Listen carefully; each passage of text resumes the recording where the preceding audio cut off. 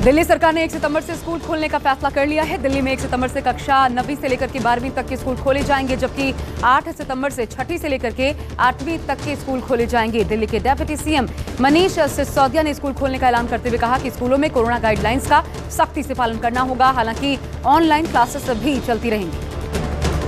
छत्तीसगढ़ कांग्रेस का संग्राम अब दिल्ली पहुंच चुका है। छत्तीसगढ़ कांग्रेस में चल रही अनबन और सीएम बदलने की कवायद के बीच आज राहुल गांधी के आवास पर मीटिंग हुई। इस मीटिंग में सीएम भूपेश बघेल, पीएल पुनिया मौजूद रहे। बैठक के बाद भूपेश बघेल ने कहा, मैंने अपनी बात आलाकमान के सामने रख दी है। अगले हफ्ते राहुल गांधी छत्तीसगढ़ के दौरे पर जाएंगे। यूपी विधानसभा चुनाव और किसान आंदोलन के बीच बीजेपी किसान वोटरों को साधने में जुटी है। बीजेपी 15 सितंबर से यूपी में विशाल किसान सम्मेलन आयोजित करने जा रही है। इस दौरान बीजेपी यूपी की करीब 90 विधानसभा सीटों में किसानों से संवाद करेगी। पंजाब कांग्रेस के अध्यक्ष नवजोत सिंह सिद्धू ने एक बार फिर अपने तर्क तेवर दिखाए हैं। सिद्धू ने कहा, अगर मुझे फैसले लेने की खुली छूट नहीं दी गई तो ईंट से ईंट बजा दूंगा। अमृतसर में व्यापारियों के सम्मेलन को संबोधित करते हुए सिद्धू ने यहां तक कह दिया कि उन्हें दर्शनी घोड़ा बनकर कोई फायदा नहीं। नवजोत सिंह सिद्धू के सलाहकार मालविंदर सिंह माली ने इस्तीफा दे दिया है। उन्होंने कश्मीर पर विवादित बयान दिया था। इसके बाद सिद्धू विरोधियों के निशाने पर आ गए थे। सलाहकार पद से इस्तीफा देते हुए मालविंदर सिंह ने कहा, मेरी जान को खतरा है। बीएसपी सुप्रीमो मायावती ने कांग्रेस पर हमला बोला है। कहा, कांग्रेस चाहे कितनी भी बुकलेट जारी कर ले, लेकिन इस बार जनता झांसे में आने वाली नहीं है। मायावती बोली, कांग्रेस की हालत खराब है। कांग्रेस के पास उम्मीदवार नहीं होते। कांग्रेस पैसे देकर उम्मीदवार उतारती है। बीएसपी पैसे लेकर टिकट नहीं देती, बल्कि गरीबों की मदद करती है। मायावती ने अपने उत्तराधिकारी को लेकर भी आज बयान दिया। उन्होंने कहा, अभी मेरा स्वास्थ्य ठीक है। जब स्वास्थ्य ठीक नहीं होगा तो उत्तराधिकारी का ऐलान कर दिया जाएगा। लेकिन इतना तय है, मेरा उत्तराधिकारी दलित समाज से ही होगा, जिन्होंने हमेशा मेरा और पार्टी का साथ दिया है। राष्ट्रपति रामनाथ कोविंद और यूपी के सीएम योगी आदित्यनाथ आज लखनऊ में कैप्टन मनोज पांडे सैनिक स्कूल के हीरक जयंती समारोह में शिरकत करने पहुंचे थे। इस मौके पर राष्ट्रपति ने कहा, जब हम नारी सशक्तिकरण की बात करते हैं तो जरूरी है कि बेटियों की सुरक्षा और उनको शिक्षा के समान अवसर दिए जाएं। अभिनेता सोनू सूद को देश के मैटर कार्यक्रम का ब्रांड एम्बेसडर बनाया गया है। अरविंद केजरीवाल बोले, अच्छे भविष्य के लिए बच्चों को गाइड करेंगे।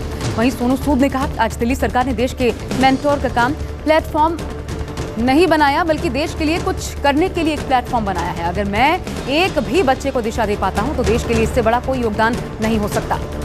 काबुल में मचे खौफ और दहशत के बीच भारतीयों को लेकर राहत की खबर। विदेश मंत्रालय ने कहा, काबुल में अब बहुत ही कम भारतीय बचे हैं।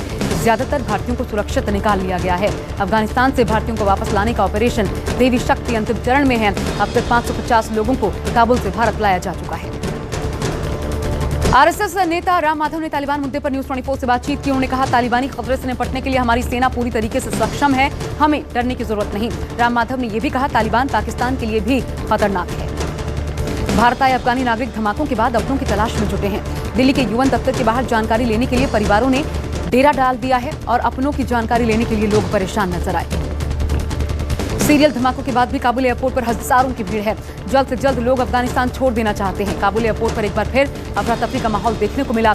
लोग एक दूसरे के ऊपर चढ़कर एयरपोर्ट पर जाने की कोशिश करते नजर आए। ब्लास्ट के बाद काबुल से आ रही तस्वीरें रोंगटे खड़ी कर देने वाली हैं। एयरपोर्ट के पास नालों में लाशों का अंबार है। आत्मघाती हमलों के बाद हादसे वाली जगह से जब लोगों की डेड बॉडीज निकाली गई तो वहां सिर्फ खून ही खून दिखाई पड़ा।